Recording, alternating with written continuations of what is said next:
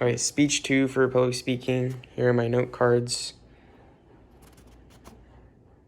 And then I have my audience members 1, 2, 3, 4, 5, 6, 7, 8, 9. And he's keeping time. And Eli's going to video it now.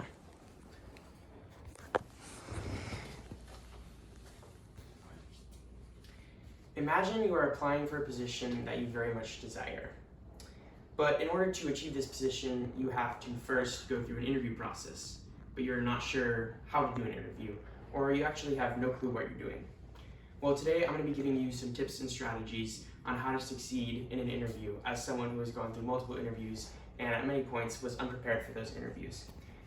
There are 3 main points of an interview: the preparation, the interview itself, and the follow-up. In order to have a successful interview, we must first start with the first step. Preparation sets the foundation for anything that we're going to do in an interview. You should first start your preparation by researching the position that you are going to apply for and trying to become well-versed in every aspect of that position. You should be ready to answer questions on all the topics regarding that position that the interviewer might ask you. This could include doing research on the website of the company for the details of that position, or just a general search of what that position entails across any company. Second, you should be prepared to answer any questions that the interviewer asks you regarding to the job, your personal life, or anything else. You should develop your own strategy that fits your own style before going into the interviewer. If you are a more personable person, you should try to have a more personable style. If you're a more professional person, you should try and keep it more serious. Do whatever is going to make you look as best as possible for the interviewer, not put on a fake self.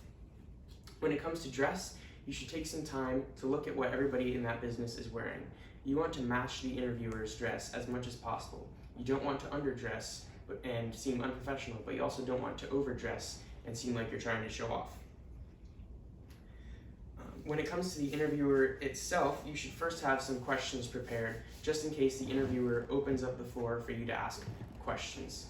These should be related to the position, but if the interviewer has already covered the topics in that your question is going to ask, don't ask that question because it will seem like you weren't listening before. When first going into the interview, you should greet the interviewer with a handshake and a smile while making eye contact with them. This establishes a relationship and helps you just seem more personable to the interviewer.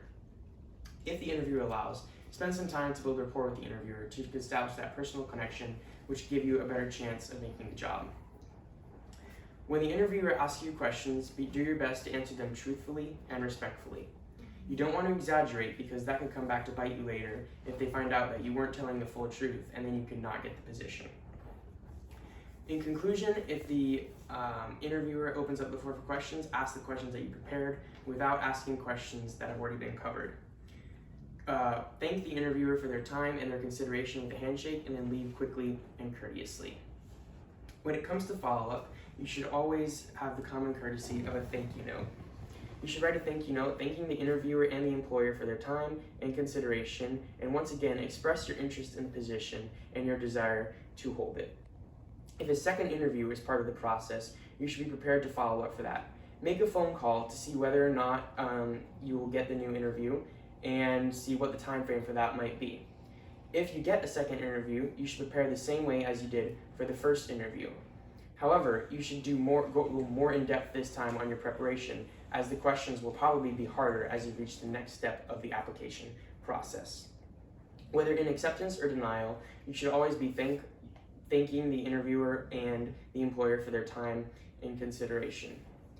If you are accepted, follow the instructions that the employer and interviewers give you with respect and do your best in the new position. If you are denied the position, send another note to thank them for their time and their consideration.